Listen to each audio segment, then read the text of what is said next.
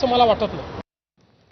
शरद पवारांची राष्ट्रवादी महायुतीसोबत सत्तेत सहभागी होणार असल्याच्या चर्चांवर रोहित पवारांनी कॉफी विथ कौशिक या कार्यक्रमात मोठं वक्तव्य केलं। पक्ष जरी भाजपसोबत गेला तरी आपण जाणार नसल्याचं रोहित पवार म्हणाले।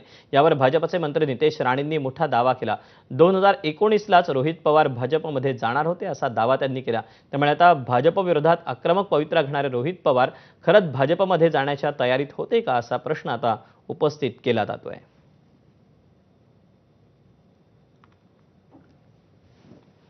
पण उलटही होऊ शकतं।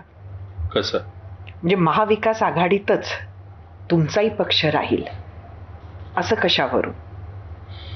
पक्षाचं मला सांगता येणार नाही। पक्ष हा वरच्या लेवलला हँडल केला जातो। निर्णय हे अनुभवी नेते घेतले जातात।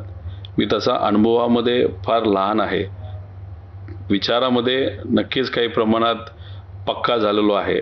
त्यामुळे तो निर्णय जेव्हा त्या ठिकाणी घेतला जाईल, जो कदाचित घेतला जाणार नाही, त्यावेळेस मग माझा वेगळा निर्णय तिथं असू शकतो।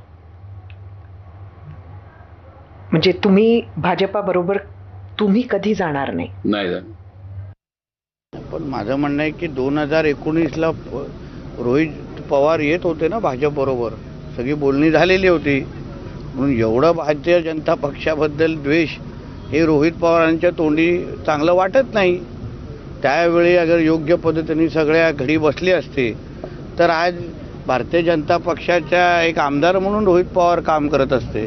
आणि म्हणून उगाचच्या मोठ्या वल्गना करण्यापेक्षा आपण आपल्या म्हणजे बोलतात ना लेवलमध्ये राहून राजकारण करायचं।